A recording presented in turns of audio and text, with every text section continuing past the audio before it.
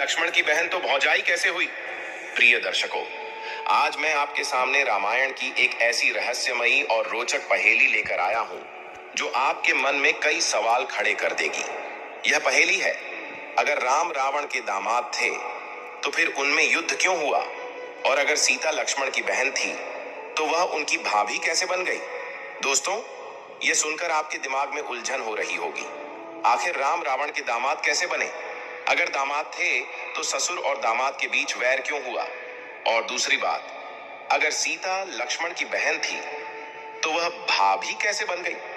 इस पहेली का रहस्य आज हम इस वीडियो में खोलेंगे। मैंने संतों, महात्माओं और विद्वानों से जो ज्ञान प्राप्त किया उसे मैं सरल और रोचक ढंग से आपके सामने प्रस्तुत करूंगा। लेकिन कथा शुरू करने से पहले आपको बता दूं कि रामायण में स्पष्ट रूप से कहा गया है कि कोई भी कथा अधूरी छोड़ना पाप के समान है। इसलिए इस कथा को अंत तक सुने, और अगर आप मेरी तरह श्री राम के सच्चे भक्त हैं तो कमेंट में जय श्री राम लिख दीजिए। तो चलिए, राम रावण के दामाद थे तो लड़ाई क्यों हुई? सीता थी लक्ष्मण की बहन तो भौजाई कैसे हुई? इस पहेली को हम एक ज्ञानवर्धक कथा के माध्यम से समझते हैं। प्रिय दर्शकों, प्राचीन काल की बात है। विमलपुर नामक एक गांव में सूरजदास नाम का एक किसान रहता था। वह किसान बड़ा ही निर्धन था। उसके परिवार को 2 वक्त की रोटी भी बड़ी मुश्किल से नसीब हो पाती थी। किसी तरह सूरजदास का परिवार गरीबी में अपना जीवन गुजार रहा था। कुछ दिनों बाद सूरजदास के घर में एक पुत्र का जन्म हुआ। पुत्र को पाकर सूरजदास और उसकी पत्नी बहुत प्रसन्न हुए। उनकी खुशी का कोई ठिकाना न रहा, क्योंकि शादी के कई वर्षों बाद उनके आंगन में संतान की किलकारी गूंजी थी। जब आसपास के लोगों को पता चला कि सूरजदास के घर पुत्र का जन्म हुआ है तो पड़ोस के लोग और नाते रिश्तेदार सूरजदास की पत्नी को बधाई देने उसके घर आने लगे। सूरजदास के घर में जश्न का माहौल था। खूब खुशियां मनाई जा रही थीं। तभी एक सिद्ध महात्मा भिक्षा मांगने के लिए सूरजदास के द्वार पर आए और आवाज लगाने लगे, भिक्षाम दे। सूरजदास के घर में आज खुशी का दिन था। उसने जब साधु महाराज को द्वार पर खड़ा देखा तो वह घर से बाहर आया और बोला, हे महात्मा, आज आप बड़े शुभ अवसर पर मेरे घर पधारे हैं। कृपया अंदर चलिए, कुछ जलपान ग्रहण कीजिए और मेरे पुत्र को आशीर्वाद दीजिए। बहुत दिनों बाद मेरे घर में संतान ने जन्म करता रहा। महात्मा जी मना न कर सके और घर के अंदर आ गए।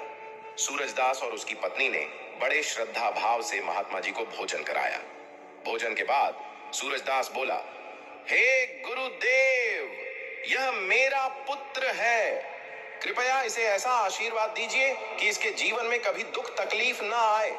जैसे ही साधु महाराज बच्चे को आशीर्वाद देने के लिए हाथ उठाते हैं, उनकी दृष्टि शिशु के हाथ पर पड़ती है। बच्चे के हाथ पर एक विशेष चिन्ह देखकर साधु महाराज कुछ सोचने लगते हैं। सूरजदास ने जब साधु को विचार मग्न देखा तो पूछा, हे प्रभु, क्या बात है? मेरे पुत्र को देखकर आप किस चिंता में पड़ गए? सब कुशल मंगल तो है ना? साधु महाराज बोले, बेटा, चिंता की कोई बात नहीं, सब कुशल मंगल है। तुम्हारा पुत्र बड़ा ही भाग्यशाली है।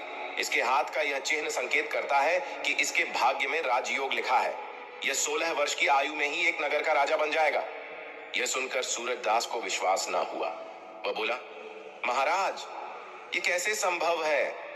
एक गरीब का पुत्र भला राजा कैसे बन सकता है? महात्मा जी समझाते हुए बोले, बेटा, ईश्वर की इस सृष्टि में सब कुछ संभव है। इस बालक ने पिछले जन्म में ऐसा पुण्य कर्म किया है जिसके फलस्वरूप इसे इस जन्म में राज्य पाठ प्राप्त होगा। आगे समझाते हुए महात्मा जी बोले, जैसे ही तुम्हारा पुत्र 16 वर्ष का होगा, इस नगर के राजा की इकलौती पुत्री से इसका विवाह होगा। विवाह के बाद राजा की धन दौलत और गद्दी पर तुम्हारे पुत्र का अधिकार हो जाएगा। ये सब मैं ऐसे ही नहीं कह रहा, इस बच्चे की हथेली की रेखाएं यह बता रही हैं। मित्रों, साधु महाराज की यह बात सुनकर सूरजदास और उसकी पत्नी को बड़ी खुशी हुई कि उनके घर में कोई साधारण संतान नहीं, बल्कि एक राजा ने जन्म लिया है।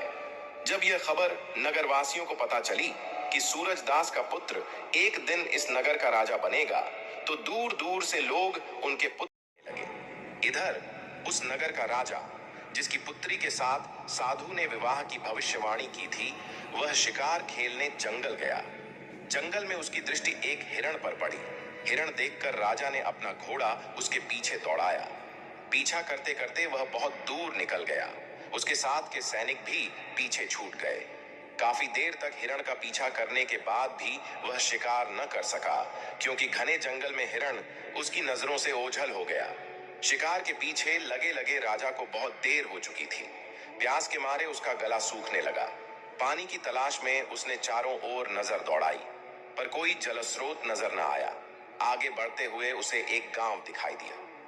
मित्रों, यह वही गांव था जहां सूरजदास के घर में पुत्र ने जन्म लिया था। गांव के नजदीक पहुंचते ही राजा को एक कुटिया नजर आई, जहां एक साधु ध्यान मग्न बैठे थे। राजा उनके पास गया, प्रणाम किया और बोला, हे महाराज, मुझे बहुत जोर की प्यास लगी है। यदि कुछ जल मिल जाए तो आपकी बड़ी कृपा होगी। साधु बोले, राजन, थोड़ा प्रतीक्षा करें, मैं आपके लिए जल लाता हूं। इतना कहकर साधु कुटिया के अंदर गए और जल से भरा लोटा लेकर आए। राजा ने जल पीकर अपनी प्यास बुझाई। जैसे ही वह चलने को हुआ, उसकी नजर उन लोगों पर पड़ी जो सूरजदास के पुत्र के दर्शन के लिए जा रहे थे। राजा ने साधु से पूछा, हे गुरुवर, इतने लोग एकत्र होकर कहां जा रहे हैं? साधु बोले, राजन, ये लोग उस किसान के घर जा रहे हैं जहां हाल ही में एक पुत्र का जन्म हुआ है। राजा ने पूछा, महात्मा जी, उस बच्चे में ऐसी क्या विशेषता है कि सभी उसके दर्शन को जा रहे हैं? साधु बोले, राजन, उस बच्चे के हाथ पर एक नीला निशान है जो संकेत देता है कि वह इस राज्य का राजा बनेगा। यह सुनकर राजा बोला, महात्मा जी, यह सब झूठी बातें हैं। ऐसा कभी नहीं हो सकता। मैं इस राज्य का राजा हूं। भला मैं एक गरीब किसान के पुत्र को अपने राज्य का राजा क्यों बनाऊंगा? साधु बोले, राजन, कोई इंसान न तो किसी को राजा बना सकता है, न रंक। बनाने और बिगाड़ने वाला तो कोई और है। रही बात उस किसान के पुत्र की, तो मैं आपको बता दूं कि 16 वर्ष बाद उसका विवाह आपकी इकलौती पुत्री से होगा। विवाह के बाद वह इस नगर का राजा बन जाएगा। राजा ने कहा, महात्मा जी, कौन पुत्री? मेरे तो कोई संतान ही नहीं। फिर आपकी भविष्यवाणी कैसे सच हो सकती है? साधु बोले, राजन, 1 वर्ष बाद आपकी रानी की कोख से एक कन्या जन्म लेगी। उसी कन्या के साथ इस किसान के पुत्र का विवाह होगा। यह सुनकर राजा खुश भी हुआ और दुखी भी, क्योंकि उसकी पुत्री का विवाह एक गरीब किसान के पुत्र से होने की बात उसे स्वीकार न थी। राजा मन ही मन सोचने लगा, एक साधारण किसान का पुत्र मेरा दामाद कैसे बन सकता है? मैं ऐसा कदापि नहीं होने दूंगा। राजा ने साधु से कहा, महात्मा जी, आपको क्या लगता है कि मैं अपनी पुत्री का विवाह एक साधारण किसान के पुत्र से कर दूंगा? साधु बोले, राजन, जो भाग्य में लिखा है उसे कोई नहीं मिटा सकता। विधाता का लिखा पत्थर की लकीर है। राजा को अपनी शक्ति पर बड़ा घमंड था। वह बोला, महात्मा जी, चाहे कुछ भी हो, मैं अपनी पुत्री का विवाह उस 2 कौड़ी के किसान के पुत्र से नहीं होने दूंगा। मैं विधाता के लिखे को भी मिटा दूंगा। साधु मुस्कुराए और बोले, राजन, मैं यही हूं, आप भी यही हैं। समय आने पर देखते हैं कि क्या होता है। राजा ने कहा, ठीक है महात्मा जी, समय आने दो, फिर देखना। इतना कहकर राजा साधु को प्रणाम कर अपने घोड़े पर सवार होकर महल को चल दिया। महल पहुंचकर राजा सोचने लगा, ऐसा क्या करूं कि सांप भी मर जाए और लाठी भी न टूटे। मुझे ऐसी स्थिति ही नहीं आने देनी चाहिए कि अपनी पुत्री का विवाह उस किसान के पुत्र से करना पड़े। पूरी रात सोचने के बाद उसे एक युक्ति सूझी। अगले दिन राजा ने ब्राह्मण का वेश धारण किया और विमलपुर गांव में गया। गांव वालों से पूछकर सूरजदास के घर का पता लिया। घर पहुंचकर उसने आवाज लगाई, कोई है? हमें कुछ दान दो, हम भूखे ब्राह्मण हैं। सूरजदास बाहर आया, ब्राह्मण को प्रणाम किया और बोला, हे महाराज, मैं आपकी क्या सेवा कर सकता हूं? ब्राह्मण बने राजा ने कहा, हमें कुछ दान दे दो, हम दूर से आए हैं। फिर बोला, मैं भाग्य भी देखता हूं। मुझे लगता है कि तुम्हारे घर में एक पुत्र है जिसके दाएं हाथ में नीला निशान है। सूरजदास बोला, हाँ बाबा। ब्राह्मण ने कहा, हम सब जानते हैं, अपने पुत्र को हमें दिखाओ। सूरजदास अपने पुत्र को लाकर ब्राह्मण को दिखाने लगा। ब्राह्मण बोला, यदि यह पुत्र तुम्हारे पास रहेगा तो 16 वर्ष बाद इसकी मृत्यु हो जाएगी। यदि तुम इसे किसी को दान कर दो तो 16 वर्ष बाद यह तुम्हें लौट आएगा। यह सुनकर सूरजदास रोने लगा और बोला, बाबा, हम अपने बच्चे को अपने से अलग नहीं कर सकते। ब्राह्मण बोला, यदि तुम इसे किसी और को नहीं देना चाहते तो मुझे दे दो, 16 वर्ष बाद मैं इसे लौटा दूंगा। राजा ने आगे समझाया, भाई, मैं तुम्हारा बच्चा हमेशा के लिए थोड़े मांग रहा हूं, जब तक यह 16 वर्ष का न हो तब तक के लिए मांग रहा हूं। इसमें ही इसके जीवन की रक्षा है। सूरजदास को राजा की बातों में सच्चाई नजर आई। वह अपनी पत्नी के पास गया और बोला, भाग्यवान, हमारे द्वार पर एक दयालु ब्राह्मण आए हैं। वे कहते हैं कि यदि यह बच्चा हमारे पास रहेगा तो 16 वर्ष बाद इसकी मृत्यु हो जाएगी। पत्नी पहले मना करती है, पर जब सूरजदास बताता है कि ब्राह्मण बच्चे को केवल कुछ वर्षों के लिए लेना चाहते हैं तो वह भी सहमत हो जाती है। दोनों अपने पुत्र को लेकर बाहर आए और ब्राह्मण को देते हुए बोले, हे ब्राह्मण देव, हम अपना बच्चा आपको दे देंगे, पर एक शर्त है। ब्राह्मण ने पूछा, क्या शर्त है? सूरजदास की पत्नी बोली, जब मेरा बेटा 16 वर्ष का हो जाए तो आपको इसे वापस करना होगा। राजा बोला, मुझे तुम्हारी सभी शर्तें मंजूर हैं, अब अपना बच्चा मुझे सौंप दो। इस प्रकार सूरजदास दंपति ने अपने नवजात शिशु को ब्राह्मण बने राजा को सौंप दिया। राजा खुशी खुशी बच्चे को लेकर चल दिया। वह एक नदी किनारे पहुंचा और सोचा, मैं इस बच्चे का गला दबाकर इसका काम तमाम कर दूं, फिर इसकी लाश को नदी में बहा दूं। पर बच्चे का मासूम चेहरा देखकर राजा का मन बदल गया। वह सोचने लगा, इस मासूम की हत्या का पाप क्यों लूं? इसके लिए मुझे नरक में भी जगह न मिलेगी। काफी सोचकर राजा ने निर्णय लिया कि वह बच्चे को एक लकड़ी के संदूक में बंद करके नदी में बहा देगा। उसने ऐसा संदूक तैयार किया जिसमें बच्चे को सांस मिलती रहे और वह डूबे नहीं। बच्चे को संदूक में रखकर उसने नदी में बहा दिया और अपने महल को लौट गया। राजा सोच रहा था कि संदूक गहरी नदी में डूब जाएगा और बच्चे की मृत्यु हो जाएगी, पर मित्रों, वह संदूक बहता हुआ एक अन्य नगर के किनारे जा पहुंचा। उस नगर का एक धनवान सेठ, जिसका नाम वैभव दास था, रोज सुबह नदी में स्नान करने आता था। उस दिन उसने नदी में बहता संदूक देखा। संदूक खोलकर देखा तो उसमें एक नवजात शिशु बड़े आराम से लेटा था। वैभव दास ने बच्चे को सीने से लगाया और सोचा, मैं रोज गंगा स्नान करता हूँ, माँ गंगा ने मुझे यह बच्चा भेंट किया है।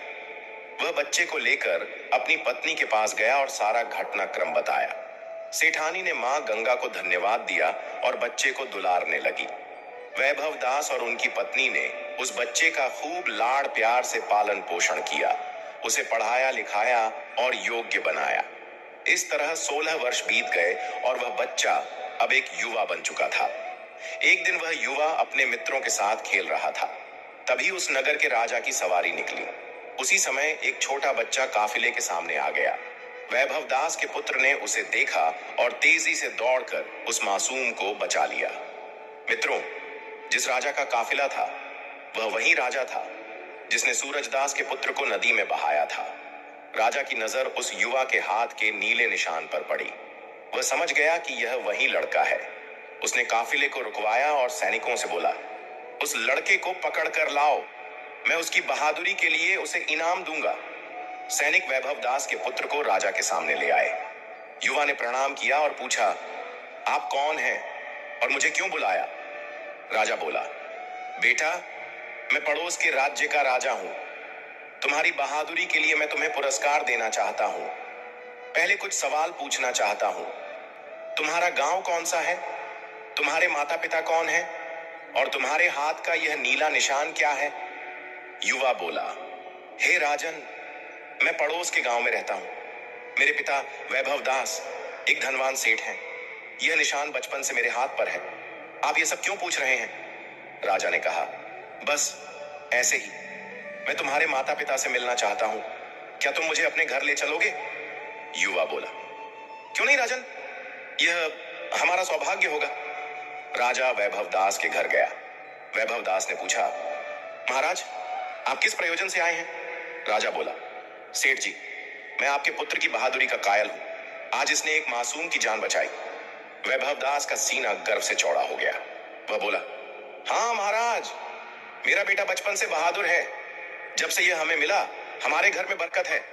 राजा ने पूछा, मिलने से आपका क्या मतलब? वैभव दास बोला, महाराज, यह मेरा असली बेटा नहीं, यह मुझे नदी किनारे एक संदूक में मिला था। यह सुनकर राजा चिंता में पड़ गया। उसने कहा, सेठ जी, मुझे अपनी पुत्री की सुरक्षा के लिए ऐसे बहादुर युवकों की जरूरत है। यदि आप आज्ञा दें तो मैं इसे अपने यहां नौकरी पर रखना चाहता हूं। वैभव दास सहमत हो गया। राजा ने एक चिट्ठी लिखी, लिफाफे में बंद किया, उस पर अपनी मोहर लगाई और युवा से बोला, बेटा, मैं किसी काम से दूसरे राज्य जा रहा हूं। तुम यह चिट्ठी लेकर मेरे महल जाओ। रानी इसे पढ़कर तुम्हें नौकरी दे देगी। राजा अपने काफिले के साथ आगे बढ़ गया। वैभव दास का पुत्र राजा के नगर की ओर चल पड़ा। रास्ते में वह एक घने जंगल में भटक गया और डाकुओं के अड्डे पर पहुंच गया। वहां उसे एक झोपड़ी नजर आई। उसने सोचा, रात यहीं बिताता हूं। झोपड़ी के अंदर सीढ़ियां थीं जो एक आलीशान महल की ओर जाती थीं। वहां एक बूढ़ी महिला खाना बना रही थी। उसकी नजर युवा पर पड़ी। वह बोली, बेटा, तुम कौन हो? बिना इजाजत यहां कैसे आए? युवा ने सारा घटनाक्रम बताया और बोला, मैया, मैं रास्ता भटक गया हूं। यदि आप मुझे एक रात ठहरने दें तो आपकी कृपा होगी। बूढ़ी महिला बोली, बेटा, यह डाकुओं का अड्डा है। यदि उन्हें पता चला तो वे तुम्हें जिंदा नहीं छोड़ेंगे। युवा बोला, मैया, रात हो चुकी है। जंगल में जंगली जानवर मुझे मार डालेंगे। कृपया मुझे रास्ता दिखाएं। महिला को दया आ गई और उसने रात गुजारने की अनुमति दे दी। कुछ देर बाद डाकू आए। उनकी नजर सोए हुए युवा पर पड़ी। उन्होंने पूछा, अम्मा, ये कौन है? महिला बोली, ये नेकदिल लड़का है। नौकरी की तलाश में राजा का पैगाम लेकर जा रहा है। ये रास्ता भटक कर यहाँ आ गया।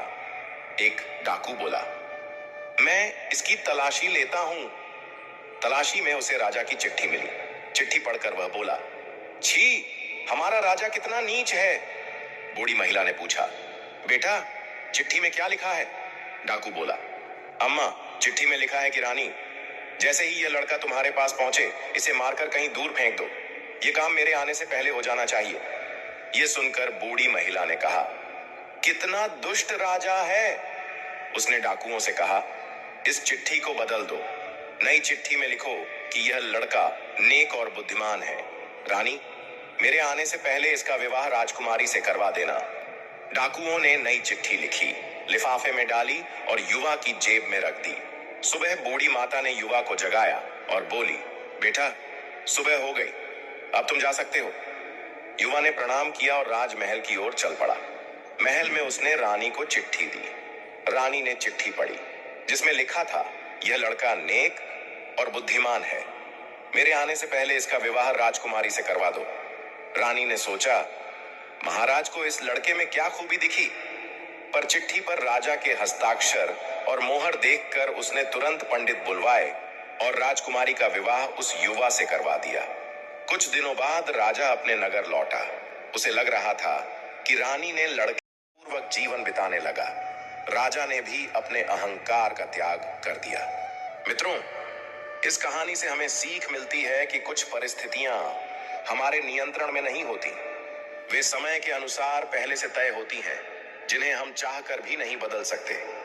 प्रिय दर्शकों, कथा अभी समाप्त नहीं हुई है। अब हम जानेंगे, राम रावण के दामाद थे तो लड़ाई क्यों हुई? सीता थी। लक्ष्मण की बहन तो भौजाई कैसे हुई? सबसे पहले बात करते हैं पहेली के पहले हिस्से की। राम रावण के दामाद कैसे थे, और अगर दामाद थे तो उनमें युद्ध क्यों हुआ? दोस्तों, यह कहानी उस समय की है जब लंका में भयंकर अकाल पड़ा था। रावण, जो एक महान विद्वान, ज्योतिषी, और लक्ष्मण की बहन तो भौजाई कैसे हुई? सबसे पहले बात करते हैं पहेली के पहले हिस्से की। राम रावण के दामाद कैसे थे, और अगर दामाद थे तो उनमें युद्ध क्यों हुआ? दोस्तों, यह कहानी उस समय की है जब लंका में भयंकर अकाल पड़ा था। रावण, जो एक महान विद्वान, ज्योतिषी और शक्तिशाली राजा था, ने अपनी प्रजा की समृद्धि के लिए संतों और ऋषियों से कर, टैक्स वसूलना शुरू कर दिया। लेकिन जैसा कि हम जानते हैं, संतों के पास सांसारिक धन दौलत नहीं होती। उनके पास केवल सादगी, आध्यात्मिक शक्ति और उनके पास कमंडल, वस्त्र या कुछ साधारण चीजें होती हैं। जब संत कर नहीं दे पाए तो रावण, जो अपनी शक्ति और अहंकार के लिए भी जाना जाता था, ने उन पर अत्याचार शुरू कर दिया। उसने संतों से रक्त निकालना शुरू किया और उसे एक घड़े में इकट्ठा करने लगा। एक दिन रावण एक संत की कुटिया में पहुंचा। उस समय संत वहां मौजूद नहीं थे, क्योंकि वे तपस्या या भ्रमण के लिए कहीं गए थे। रावण ने कुटिया में झांका और देखा कि वहां एक घड़ा रखा है जिसमें थोड़ा सा दूध था। उसने उस घड़े में संतों का रक्त मिला दिया और उसे लेकर अपने महल लौट आया। अपनी पत्नी मंदोदरी को वह घड़ा सौंपते हुए उसने कहा, प्रिय, इस घड़े को संभाल कर रखो। इसमें एक विषैला पदार्थ है, इसे कोई न खोले और कहीं सुरक्षित छिपा दो। मंदोदरी, जो एक पतिव्रता और समझदार नारी थी, ने उस घड़े को एक गुप्त स्थान पर छिपा दिया। अब दोस्तों, रावण की एक आदत थी कि वह अक्सर वन विहार के लिए जाता था। वह अप्सराओं और अन्य स्त्रियों के साथ समय बिताता, जो मंदोदरी को बिल्कुल पसंद नहीं था। एक पतिव्रता स्त्री के लिए यह बात असहनीय थी। वह सोचती थी कि एक पत्नी हर कष्ट सह सकती है, चाहे घर में धन न हो, वह मेहनत करके परिवार चलाएगी, दूसरों के घर काम कर लेगी। लेकिन अपने पति का पराई स्त्री के साथ समय बिताना वह कभी बर्दाश्त नहीं कर सकती। मंदोदरी के मन में गुस्सा और दुख बढ़ता गया। एक दिन उसने फैसला किया कि वह उस घड़े में रखे विषैले पदार्थ को पीकर आत्महत्या कर लेगी। उसने सोचा, जब मैं ही नहीं रहूंगी तो यह दुख भी खत्म हो जाएगा। मंदोदरी ने घड़े आत्महत्या कर लेगी। उसने सोचा, जब मैं ही नहीं रहूंगी तो यह दुख भी खत्म हो जाएगा। मंदोदरी ने घड़े से थोड़ा सा रक्त मिश्रित दूध निकाला और उसे पी लिया, लेकिन वह मरी नहीं। इसके बजाय वह गर्भवती हो गई। यह जानकर मंदोदरी बहुत परेशान हुई। वह एक सती नारी थी और यह गर्भ उसके पति रावण का नहीं था। उसे समझ नहीं आया कि यह कैसे हुआ। डर और शर्मिंदगी के कारण उसने रावण को कुछ करना होगा, वरना अगर रावण को पता चला तो अनर्थ हो जाएगा। मंदोदरी ने एक योजना बनाई। उसने रावण से कहा, स्वामी, मैंने सुना है कि आपकी गर्जना इतनी शक्तिशाली है कि उससे गर्भवती स्त्रियों का गर्भ गिर जाता है। मैं यह चमत्कार देखना चाहती हूँ। रावण को अपनी शक्ति पर गर्व था और उसने मंदोदरी की बात मान ली। उसने अपनी भयंकर गर्जना की, जिससे मंदोदरी का गर्भ गिर गया। मंदोदरी ने उस गर्भ को उसी घड़े में बंद कर दिया और उसे फिर से छिपा दिया। कुछ समय बाद लंका में एक आकाशवाणी हुई। आकाशवाणी ने कहा, रावण, तुम्हारे घर में रखा यह घड़ा तुम्हारी प्रजा के लिए भयंकर अकाल और विनाश लाएगा। इसे तुरंत कहीं और ले जाओ। रावण घबरा गया। उसे नहीं पता था कि घड़े में अब रक्त और दूध की जगह मंदोदरी का गर्भपात बंद है। उसने सोचा कि यह घड़ा मिथिला के राजा जनक के राज्य में गाड़ देना चाहिए, क्योंकि जनक का राज्य धन धान्य से परिपूर्ण था। रावण ने घड़ा लिया और उसे जनक के राज्य में गुप्त रूप से गाड़ दिया। उधर जनक के राज्य में कुछ समय बाद भयंकर अकाल पड़ गया। पेड़ पौधे सूख गए, नदियां सूखने लगी और प्रजा त्राही त्राही करने लगी। राजा जनक बहुत दुखी हुए। उन्होंने अपने कुल गुरु, पुरोहितों और ब्राह्मणों को बुलाया और पूछा, हमारे राज्य में यह संकट क्यों आया? पहले तो हमारा राज्य हरा भरा था, प्रजा सुखी थी, लेकिन अब सब कुछ सूख रहा है। इसका कारण बताएं। विद्वानों ने कहा, महाराज, आपको भूमि यज्ञ करना होगा। आपको और रानी सुनैना को स्वयं हल चलाकर भूमि जोतनी होगी और उसी पर यज्ञ करना होगा। जनक और सुनैना ने वैसा ही किया। वे हल लेकर खेत में गए और भूमि जोतने लगे। जोतते समय उनका हल एक घड़े से टकराया। जब घड़ा खोला गया तो उसमें एक सुंदर हंसती हुई कन्या थी। जनक और सुनैना उसे देखकर बहुत खुश हुए। उन्होंने उसे अपनी पुत्री के रूप में स्वीकार किया और उसका नाम सीता रखा, क्योंकि वह हल की नोक से निकली थी और धरती माता की गोद से प्रकट हुई थी। यज्ञ के बाद मिथिला में बारिश शुरू हुई और कुछ ही समय में राज्य फिर से हरा भरा हो गया। प्रजा खुशहाल हो गई और सब कुछ सामान्य होने लगा। अब पहेली का पहला हिस्सा समझिए। चूंकि सीता मंदोदरी के गर्भ से थी, और मंदोदरी रावण की पत्नी थी, इसलिए सीता रावण की पुत्री थी। राम ने जब सीता से विवाह किया तो वे रावण के दामाद बन गए। लेकिन युद्ध क्यों हुआ? दोस्तों, रावण एक प्रकांड ज्योतिषी था। जब वह सीता के स्वयंवर में गया तो उसने सीता की हस्तरेखा देखी। हस्तरेखा देखकर वह समझ गया कि सीता का पति उसका काल बनेगा। उसे पता था कि सीता का विवाह अयोध्या के राजकुमार राम से होगा और राम ही उसका वध करेंगे। इस डर से रावण ने सीता का हरण किया। उसने सोचा कि अगर वह सीता को राम से दूर रखेगा तो उसका वध नहीं होगा। लेकिन नियति को कौन टाल सकता है? राम ने लंका पर चढ़ाई की और अंत में रावण का वध कर दिया। इस तरह पहेली का पहला हिस्सा सुलझता है। राम रावण के दामाद थे, लेकिन रावण के अहंकार और सीता के हरण के कारण युद्ध हुआ। अब आते हैं पहेली के दूसरे हिस्से पर। सीता लक्ष्मण की बहन कैसे थी और फिर भाभी कैसे बन गई? दोस्तों, यह कहानी भगवान परशुराम और शेषनाग से जुड़ी है। परशुराम, जो भगवान विष्णु के अवतार थे, ने भगवान शिव से शिक्षा प्राप्त की थी। वे अपने गुरु शिव को गुरु दक्षिणा देना चाहते थे। कई बार उन्होंने शिव से कहा, गुरुदेव, आप जो मांगेंगे मैं वही दूंगा। लेकिन शिव ने कहा, समय आने पर मैं मांग लूंगा। परशुराम को अपनी शक्ति और विद्या पर अभिमान हो गया और वे बार बार कहते, गुरुदेव बताइए, आप क्या चाहते हैं?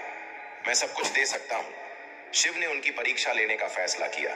उन्होंने कहा, परशुराम, अगर तुम गुरु दक्षिणा देना ही चाहते हो तो मुझे शेषनाग की मणि लाकर दो।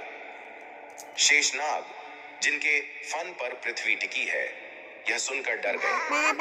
पृथ्वी माता भी घबरा गई, क्योंकि अगर शेषनाग की मणि निकाल ली गई तो पृथ्वी, मुझे शेषनाग की मणि लाकर दो। शेषनाग, जिनके फन पर पृथ्वी टिकी है, यह सुनकर डर गए।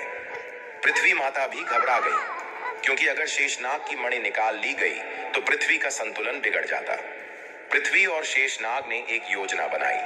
पृथ्वी ने एक बूढ़ी मां का रूप लिया और शेषनाग एक छोटे बच्चे के रूप में प्रकट हुए। जब परशुराम शेषनाग की मणि लेने जा रहे थे तो रास्ते में उन्हें यह बूढ़ी मां और रोता हुआ बच्चा मिला। परशुराम ने पूछा, माता, ये बच्चा क्यों रो रहा है? पृथ्वी ने जवाब दिया, हमारे पास रहने की जगह नहीं है, इसीलिए यह परेशान है। परशुराम को दया आ गई और उन्होंने कहा, मेरी कुटिया में तुम और तुम्हारा बच्चा रह सकते हो। पृथ्वी ने कहा, मेरा बच्चा बहुत शरारती है, वह आपकी चीजें तोड़ सकता है। अगर ऐसा हुआ तो आप उसे मार डालेंगे। परशुराम ने वचन दिया, मैं तुम्हारे बच्चे को कुछ नहीं कहूंगा, चाहे वह कुछ भी तोड़े। पृथ्वी और शेषनाग बच्चे के रूप में परशुराम की कुटिया में रहने लगे। उधर देवर्षि नारद ने परशुराम को बताया, शेषनाग की मणि इतनी आसानी से नहीं मिलेगी। पहले तुम्हें 10 दिशाओं के राजाओं को हराना होगा। उनके धनुष और अस्त्र शस्त्र इकट्ठा करो, तब तुम्हें मणि मिल सकती है। परशुराम ने ऐसा ही किया। वे 10 दिशाओं के राजाओं से युद्ध करते और उनके धनुष और अस्त्र लाकर अपनी कुटिया में रखते। लेकिन शेषनाग, जो बच्चे के रूप में थे, उन धनुषों और अस्त्रों को तोड़ देते। परशुराम को गुस्सा तो बहुत आता, लेकिन अपने वचन के कारण वे कुछ न कहते। कहते हैं, परशुराम ने 21 बार क्षत्रियों का संहार किया, लेकिन शेषनाग की मणि उन्हें नहीं मिली। यही शेषनाग बाद में लक्ष्मण के रूप में अवतरित हुए। अब दूसरी पहेली का जवाब समझिए। पृथ्वी माता ने शेषनाग को अपना पुत्र बताया था और सीता भी धरती से ही प्रकट हुई थी। इस तरह पृथ्वी की पुत्री के रूप में सीता और पुत्र के रूप में शेषनाग लक्ष्मण अपना पुत्र बताया था और सीता भी धरती से ही प्रकट हुई थी। इस तरह पृथ्वी की पुत्री के रूप में सीता और पुत्र के रूप में शेषनाग लक्ष्मण भाई बहन माने गए। लेकिन जब राम ने सीता से विवाह किया तो रिश्ते में सीता लक्ष्मण की भाभी बन गई। इस तरह सीता लक्ष्मण की बहन थी पृथ्वी की पुत्री के नाते और भाभी भी थी राम की पत्नी के नाते। तो दोस्तों, इस पहेली का यही अर्थ है जो मैंने संतों, महात्माओं और गुरुओं से सीखा। राम रावण के दामाद थे क्योंकि सीता रावण की पुत्री थी, लेकिन रावण के अहंकार और सीता के हरण के कारण युद्ध हुआ। सीता लक्ष्मण की बहन थी क्योंकि दोनों पृथ्वी माता की संतान थे और राम के साथ विवाह के बाद सीता उनकी भाभी बन गई। यह कहानी हमें यह सिखाती है कि नियति को कोई नहीं बदल सकता और अहंकार मनुष्य को विनाश की ओर ले जाता है। अगर आपके पास इस पहेली का कोई और अर्थ है तो कृपया कमेंट बॉक्स में जरूर बताएं। प्रिय दर्शकों, कथा को यही विराम देते हैं। अगर आप भी मेरी तरह भगवान श्री राम के सच्चे भक्त हैं तो कमेंट बॉक्स में जय श्री राम जरूर लिखें।